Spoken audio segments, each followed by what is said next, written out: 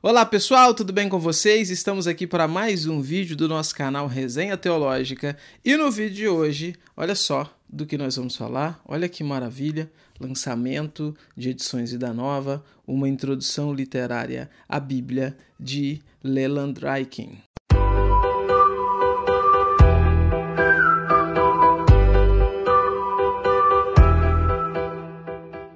Edições Vida Nova trouxe diversos lançamentos excelentes aí no mês de novembro e esse livro aqui do Leland Ryken, ele está aí como um dos melhores que a gente tem no mês e que se ocupa em falar de um assunto, de um tema de extrema importância, que é a apreciação da parte literária da Bíblia. Isso mesmo, nós conhecemos a Bíblia por ser esse livro aí de cunho religioso, esse livro que nós consideramos inspirado por Deus, que nós entendemos que é a nossa única regra de fé e prática, que é onde nós conhecemos aí as doutrinas, conhecemos toda a questão teológica, tudo o que é necessário para sermos salvos, para agradar a Deus, para conhecer a Deus e tudo mais.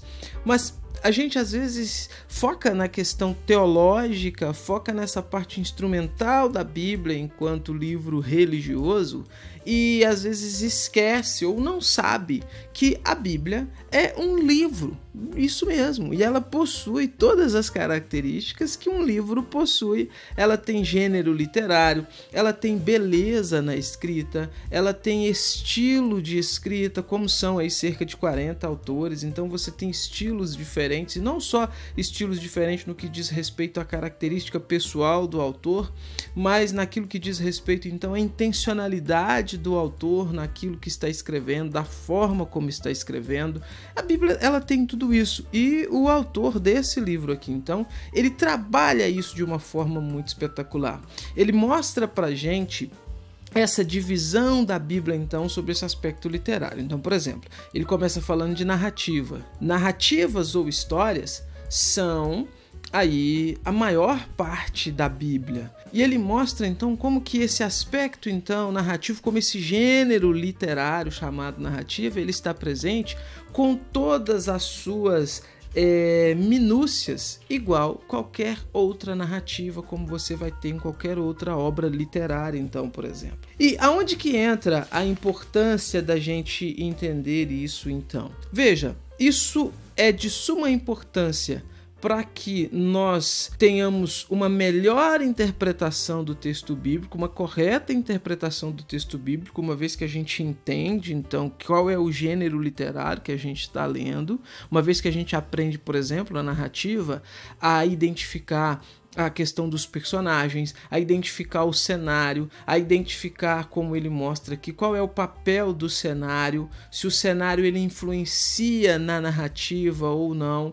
e ele vai mostrar que na maioria maciça das vezes o cenário ele não está ali simplesmente para compor, simplesmente para encher papel, ele tem uma função dentro da narrativa, dentro do objetivo que o autor tem. Tudo isso ele vai mostrando como sendo elementos então dessa narrativa, e quando tudo isso é colocado, então, na ponta do lápis, você tem uma melhor interpretação bíblica, uma correta interpretação bíblica, levando tudo isso em consideração. E um ponto que chama atenção e mostra a importância desse livro é que o Ryken, ele não apenas mostra essa estrutura, então, como ele também traz os exemplos bíblicos. Então, quando ele está falando de uma narrativa, quando ele está falando, por exemplo, da narrativa do herói, que é esse estilo bem comum aí na literatura, ele traz exemplos de qual parte na escritura, então, está se referindo a esse tipo de narrativa, e a gente consegue, então, puxar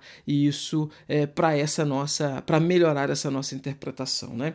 Por exemplo, uma coisa que eu achei fascinante dele trabalhar aqui é como que existem semelhanças, então, entre a história de Esther e a narrativa da Cinderela. é onde você tem ali, então, por exemplo, a menina pobre que se casa com um rei, tem um enredo ali acontecendo, onde essa menina se destaca. Então, são semelhantes. E veja, isso não significa que ele está infantilizando a Bíblia, isso não significa que ele está blasfemando, nada disso. É um estilo literário. E entender isso mostra como a Bíblia é uma coisa bonita, é uma coisa bela, e, de novo, para ficar repetitivo, entender isso corretamente nos ajuda a interpretar corretamente a Bíblia. Uma parte interessante que ele cita aqui também, por exemplo, é o épico. E aí ele traz umas definições. Por exemplo, ele vai dizer assim, olha, o épico é a narrativa de uma nação. Embora a trama focalize um herói central, esse herói é muito mais que um indivíduo.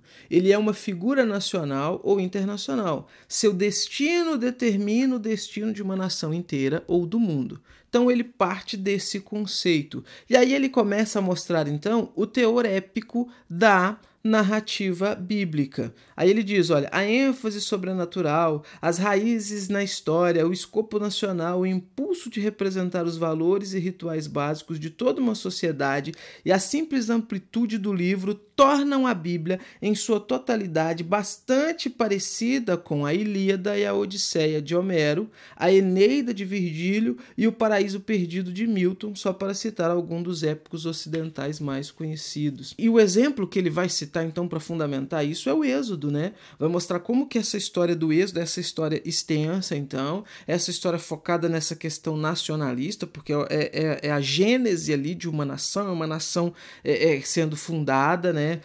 Mostrando então as vitórias, as lutas e as vitórias que essa nação enfrenta para então, enfim, chegar no seu ápice, que seria a entrada na Terra Prometida e tudo mais. Fascinante, gente, fascinante. Uma outra parte interessante que ele traz aqui no capítulo 6 é a tragédia, né? E aí ele vai, de novo, conceituar a tragédia. Ele vai dizer, olha, a tragédia é definida quanto à trama e aos personagens. O denominador comum de todas as tragédias é o movimento descendente da trama, da experiência positiva para a catástrofe. Então é quando você tem uma história que começa relatando uma coisa boa, relatando um contexto bom, relatando um contexto de felicidade e satisfação, e aí de repente no desenvolver da história, esse contexto ele começa a cair, né? Ele tem esse movimento descendente, as coisas vão piorando, problemas vão acontecendo, a situação vai se deteriorando e tudo mais. E aí ele segue, olha, o herói trágico começa em uma posição elevada e termina em desgraça e geralmente morte. O elemento fundamental dessa queda é um erro grave que o herói comete.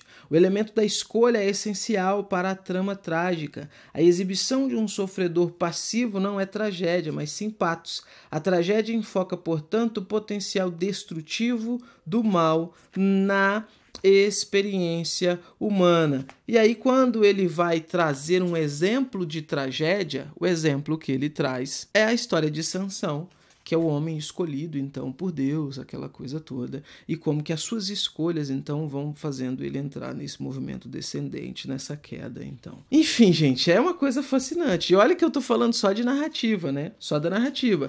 Ele ainda vai trabalhar, por exemplo, aqui na segunda parte, a poesia bíblica, a linguagem da poesia, a artisticidade da poesia. Esse conceito de artisticidade, ele trabalha ele na poesia, ele trabalha também na narrativa, e ele mostra que essa ideia está presente em todos os gêneros literários. E qual que é a ideia da artisticidade? É aquela noção de que o texto ele é produzido, então, com uma intencionalidade, não é uma coisa rígida e dura, como se fosse, sei lá, um menu de restaurante, como se fosse uma lista de compras. Você tem estilo, você tem beleza, você tem detalhes sendo colocados ali que enriquecem, então, e que trazem prazer para quem está lendo, né? E, de novo, isso está presente na poesia, mas está presente na narrativa também, né?